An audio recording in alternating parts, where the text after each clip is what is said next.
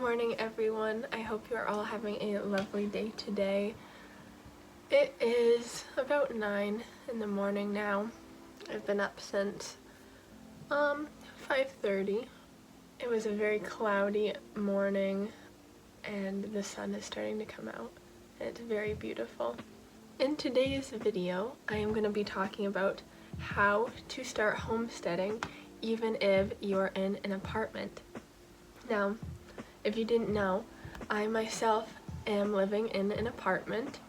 I do not have a house yet or land yet, but that is not stopping me from going on my homestead journey. If you're somebody like me who aspires to live a more simple, connected to nature, slow with the seasons lifestyle, then you have come to the right place. Big dreams like having a homestead can feel very, very out of reach for a lot of us. I know I feel that way. Instead of thinking about how far or not far you may be from the materialist side of it, which may be owning the property, owning the house, owning the animals, it's important to try to rewire your brain to think about it from a different point of view, from the mental perspective. So what are a few ways that we can start homesteading even if we're in an apartment like I am? The very first, which I think is the most important to get a hold of before really anything else, is reframe what you think homesteading really is. Modern homesteading is not just owning land or anything like that. It's a frame of mind to live a more sustainable, more back to the roots type of lifestyle. Not believing that you are a real homesteader because you don't have the stuff that goes along with it, that you think goes along with it, then you're not going to be happy and you're not going to be motivated to work towards that real homesteading life. During this time where we're living in a more small setting is a great time to start working on the skills and on the work ethic towards your goals, because if you just jumped right in to a big garden, for example, and you didn't ever preserve food before or even garden before, you wouldn't really know what to do with it. It would eventually be something you would learn, but why not start learning on a smaller scale as you're working your way to the bigger scale? If you're dreaming of the big, beautiful gardens with the trellises and the draping and all the food you could ever need, start by growing anything now. There's a few ways you could go about doing this depending on your specific situation, so I will give some examples, and something should work for you no matter what your specific situation is. If you have a patio or back door step to your apartment, then put lots of pots out, as many as you'd like. It could be just a few, it could be completely filled if you want to, but that is a great way to start growing, and it'll grow a lot more than you might think. All you really need for that is to have pots of some kind and a source of getting the right soil. But if you have those things and you have a back porch, fill it up.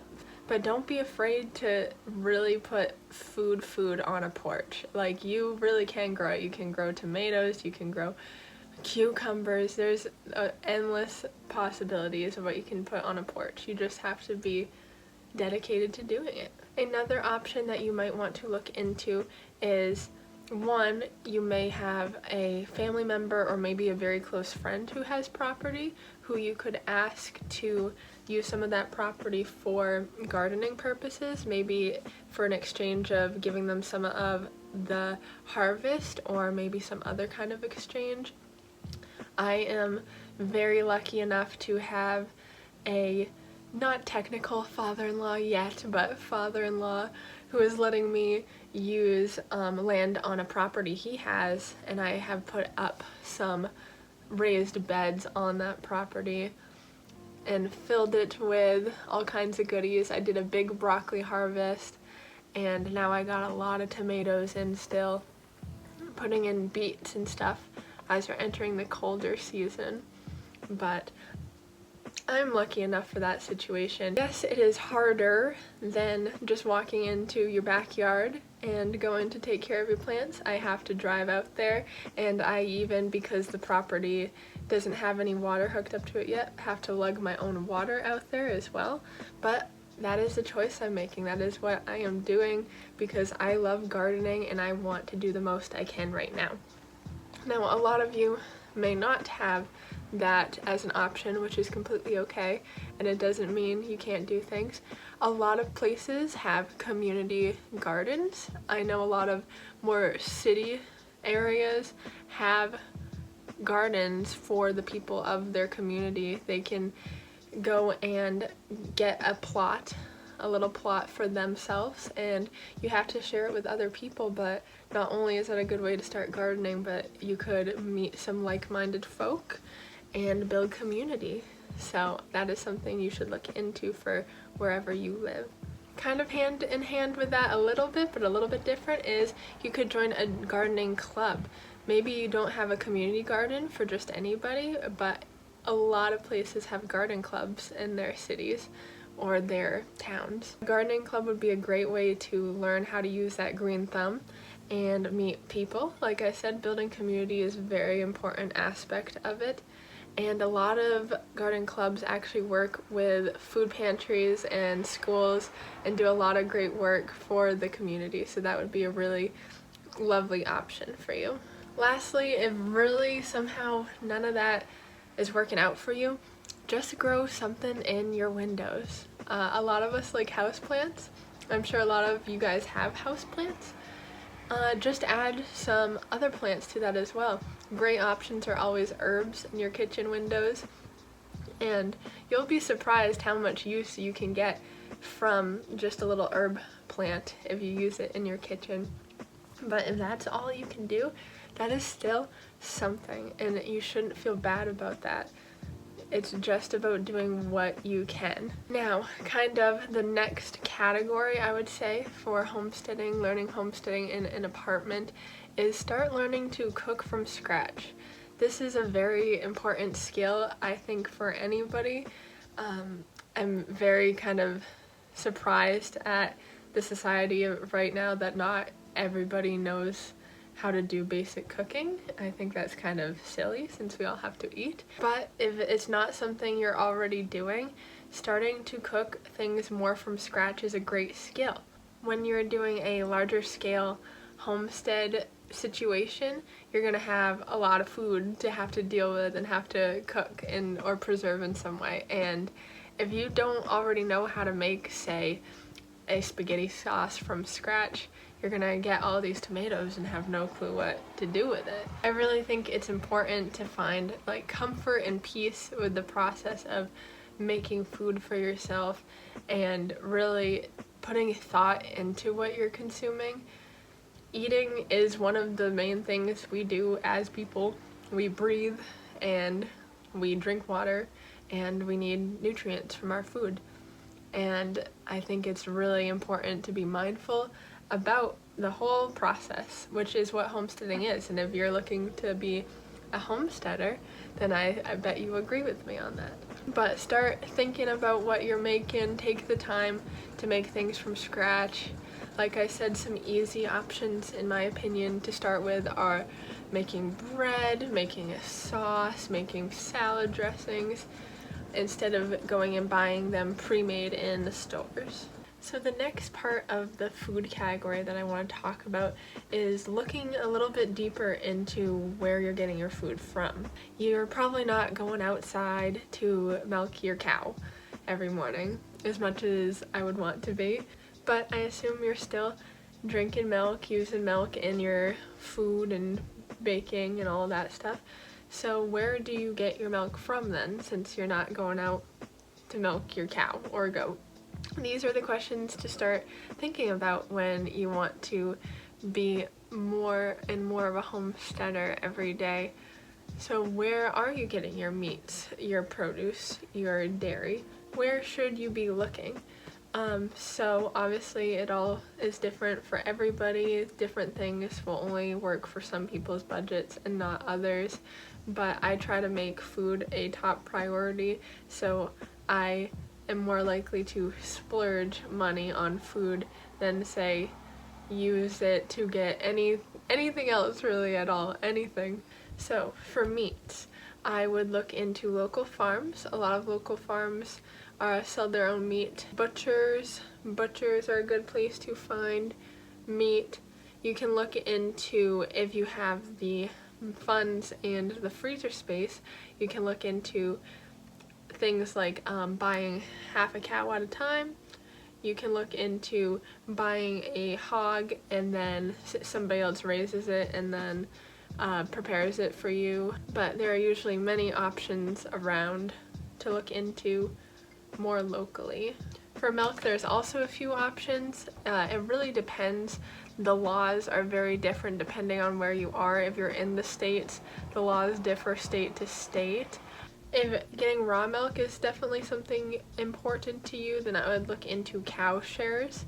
It's basically exactly what it sounds like, is you pay a certain amount of money to a farmer who will have the cow on their farm, and other people also pay that amount of money, and you basically are getting to own part of the cow.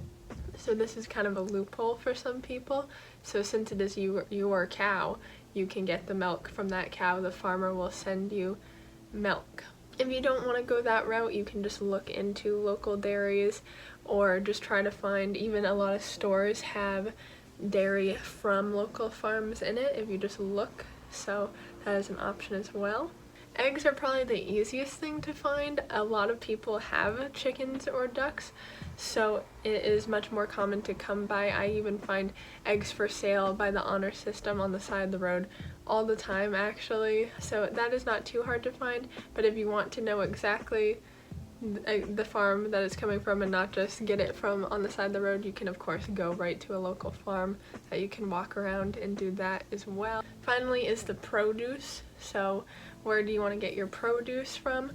Your local grocery stores a lot of the time during the right season will bring in local food, so you can, if you're still going to the grocery store, that can be an option for you. Of course, farmers markets have all of the things I've mentioned, and specifically a lot of farmers do a box kind of program, so you pay a weekly amount for however big of a box, and they basically just put whatever is good for that week in the box, so you never really know quite what you're gonna get, but it's gonna be what is freshest for that week. So that is a great option for not only making better choices, more local choices, more organic choices, but also just to be able to freshen up your skills in the kitchen, because you never know what you're gonna get, you're gonna have to use it. Next in the kitchen is learning how to preserve some things. This is important to start learning this skill, because I think, like I've said previously, if you are coming upon your garden that is huge and everything is ready at once, you don't want that food that you grew to go to waste, so you're gonna have to preserve some of it. If you don't know how, because you never worked on that skill when you were on a smaller scale, then it might be a lot more difficult. So start learning now while you still can have time. There's many different forms of preserving. I did a blog post about a whole bunch of different ways to preserve. If you want to take a look at that, I will link it in the bio of this video, so it can give you some ideas on how to preserve things differently. A very common misconception is that you have to grow the food to preserve it. This is definitely not true at all. You can preserve food you get from the farmer's market. You can even preserve food you get from a regular old grocery store.